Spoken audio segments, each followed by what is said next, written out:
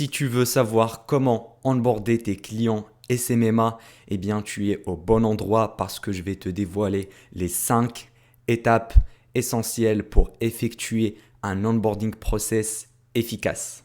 Salut à toi, c'est Elias et j'espère que tu vas bien. Alors, comment onboarder ses clients SMMA? C'est une question qui m'a été posée assez souvent et c'est vraiment très important d'avoir un bon onboarding process parce que je vois qu'il y a pas mal de débutants qui font beaucoup d'efforts au niveau de la prospection, au niveau de la vente et qui signent leurs premiers clients. Mais après la signature, ils sont un petit peu perdus, ils savent pas quoi faire, ils demandent des choses aux clients pour qu'ils les envoient, ils attendent leur retour et ils perdent beaucoup de temps et ça ne met pas du tout en confiance le client. En fait, il va commencer à avoir des doutes, il va se dire mais cette personne-là, elle n'est pas très professionnelle, elle me demande des choses, elle laisse traîner le service. Donc, il faut vraiment avoir un processus d'onboarding qui soit clair, précis et carré pour être professionnel devant tes clients et pour qu'ils soient satisfaits juste après leur signature. Comme ça, ils n'auront pas de mauvaises surprises à la fin. Et crois-moi, pour en avoir fait l'expérience à mes débuts, je ne veux pas que ça t'arrive. Donc rapidement, pour ceux qui ne savent pas de quoi je parle, eh bien l'onboarding process, c'est en anglais, en français, c'est le processus d'intégration. Eh bien c'est tout simplement une série d'étapes que le client doit effectuer afin d'être intégré à ton agence. Comme ça, tu pourras lui délivrer ton service dans les meilleures conditions possibles et être efficace dans ton travail et lui apporter de gros résultats sans perdre du temps et être un maximum productif. Donc pour créer ce processus-là, eh bien, tu pourras le mettre avec un tunnel. Donc tu vas créer un tunnel avec une série de vidéos qui vont montrer exactement toutes les étapes en filmant ta tête, ton écran pour montrer toutes ces étapes-là au client. Donc moi, c'est ce que j'ai fait personnellement pour mon agence et ça m'aide à automatiser tout le process. Donc, peu importe le client ou le nombre de clients que je vais signer, si je signe un client ou 10 clients, ça va pas me demander plus d'efforts que ça parce qu'ils vont passer par le même processus. Donc, c'est automatisé. Par contre, si tu es débutant, je te déconseillerais ça parce que ça va te demander pas mal d'énergie pour le créer. Donc, si tu commences, tu démarres, je te conseille de le faire avec un Google Forms. Donc un formulaire Google très simple sur lequel tu vas poser les questions ou bien tout simplement en envoyant un email directement à ton client avec toutes les étapes du process. Donc je vais t'expliquer justement les étapes juste après. Mais pour être clair, l'onboarding process, on le fait uniquement avec les clients et pas avec les prospects. Donc ça doit être fait après la signature du contrat et après l'encaissement du paiement. D'accord? On ne le fait pas avec notre prospect. C'est une fois qu'il devient client, qu'il a payé la facture, qu'on va lui faire l'onboarding process. Donc, commençons directement par la première étape qui est expliquer le processus au client. Donc, qu'est-ce que je veux dire par là? Eh bien, il faut vraiment expliquer toutes les étapes et tout le déroulement de ta collaboration avec ton client. Parce que si tu fais par exemple le trafic payant comme moi, eh bien c'est évident pour toi qu'il faut faire une phase de test, puis une phase pour trouver les pubs gagnantes et ensuite le scaling.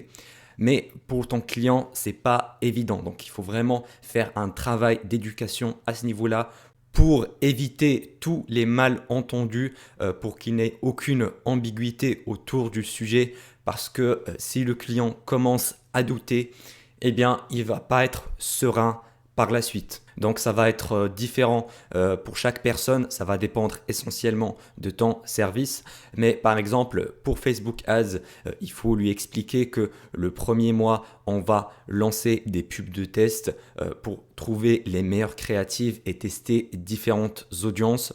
Ensuite, on va mettre en place du retargeting pour recibler les gens qui ont visité le site mais qui n'ont pas acheté grâce au pixel Facebook installé et que le troisième mois, on va entrer dans la phase de scaling en créant des audiences similaires pour scaler, tout simplement dépenser plus en budget publicitaire pour gagner plus de chiffre d'affaires derrière. Voilà, tu n'es pas obligé de rentrer dans les détails parce que le client, ce n'est pas son expertise, mais il faut au moins que ça soit clair pour lui pour éviter beaucoup de questions qui peuvent être posées par ton client en plus. Deuxième étape, demander accès à ses comptes. Donc là, ça dépend également de ton service. Si par exemple c'est pour de la refonte de site web, eh ben, il faut demander accès au back-office de son site, par exemple à son compte Shopify. Si c'est du trafic payant pour Facebook, il faut lui demander accès à son business manager pour qu'il t'ajoute en tant que partenaire.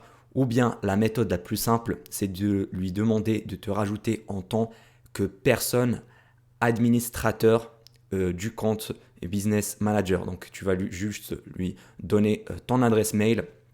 Comme ça, il pourra te donner cet accès-là et par la suite, tu pourras rajouter les comptes pubs sur lesquels tu vas travailler. Donc, dans l'idéal, si tu peux faire un tutoriel vidéo, c'est impeccable parce que le client va juste regarder la vidéo et il va suivre les étapes. C'est ce que j'ai fait personnellement. Sinon, tu peux mettre le lien de l'article de Facebook d'assistance qui lui montre comment faire ça lui-même. Donc pareil pour Google Ads, il faut qu'il te rajoute en tant qu'admin sur le compte. Pour TikTok Ads, pareil, donc peu importe la régie publicitaire.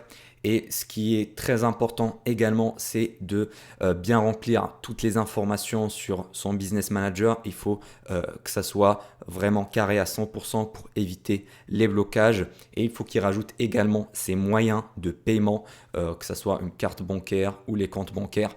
Et d'ailleurs, dans l'idéal, il faut qu'ils mettent plusieurs moyens de paiement comme ça, au cas où une carte se fait bloquer pour une raison ou une autre, eh ben, il y aura toujours un backup. Troisième étape, comprendre l'avatar client de l'entreprise de ton client. C'est-à-dire que dans cette étape-là, il faut que tu poses des questions pertinentes à ton client pour connaître et comprendre son avatar cible.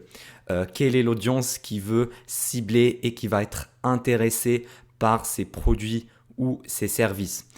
Quels sont leurs centres d'intérêt, quels sont les influenceurs qui suivent, quels sont les mots-clés qu'ils tapent par exemple sur Google pour trouver leurs produits, quels sont tous les mots-clés reliés aux produits, quels sont leurs principaux concurrents au niveau national ou même international. Quel est l'âge, le genre de leur avatar client. Donc, il faut vraiment dresser un portrait complet de leur cible client. Comme ça, on va pouvoir les mettre en place au niveau de nos ciblages publicitaires. Et ça, c'est quelque chose de crucial pour être rentable le plus vite possible.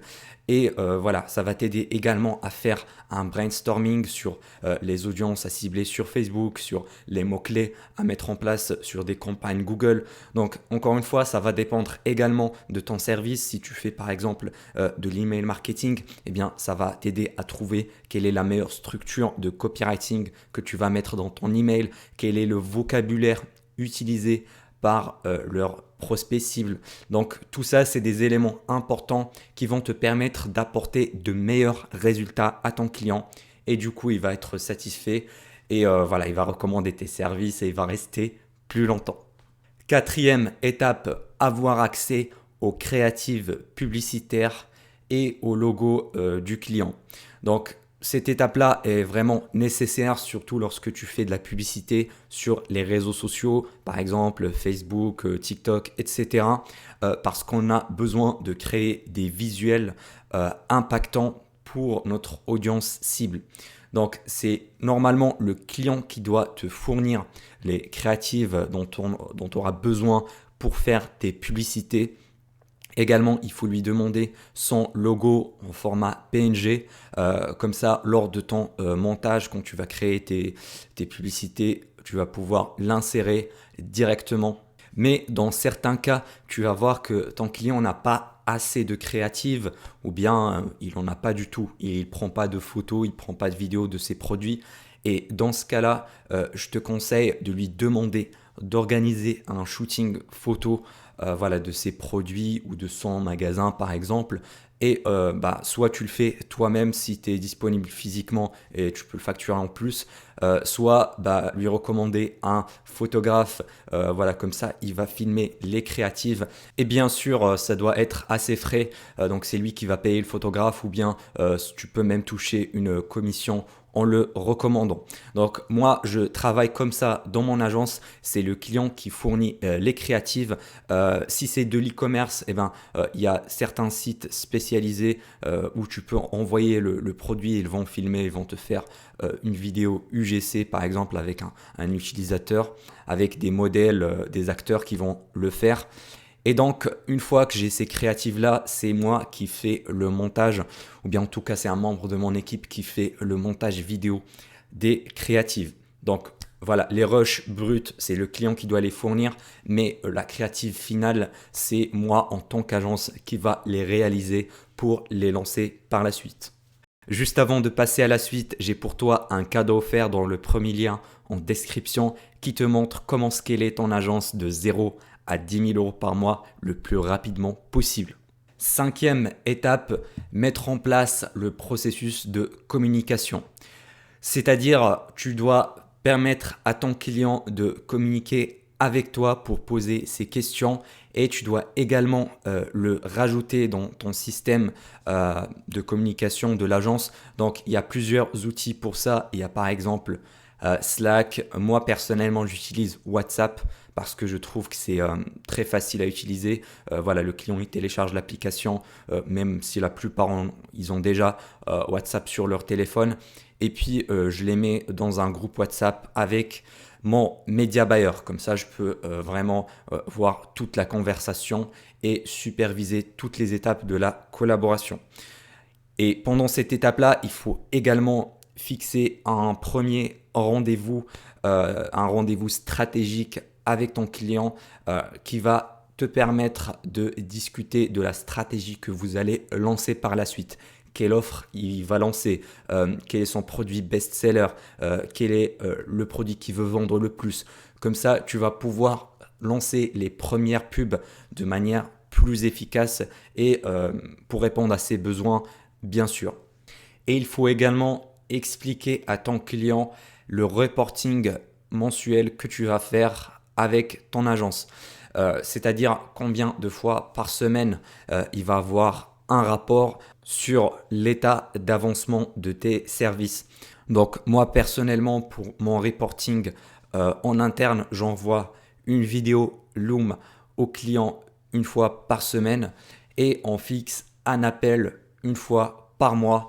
Des fois pour certains clients, c'est un appel toutes les 2 semaines pour parler un petit peu de la progression de nos campagnes publicitaires et de la stratégie future qu'on va mettre en place.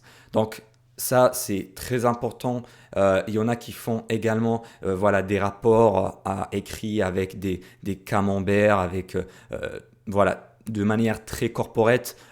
Moi, personnellement, je ne le fais pas parce que je ne vois pas trop l'utilité. Rien qu'avec les Loom où je montre les dashboards pub et avec l'appel une fois par mois, c'est largement suffisant. Donc, pas besoin de créer un e-book avec des graphiques complexes, avec des camemberts pour l'appeler que c'est un rapport.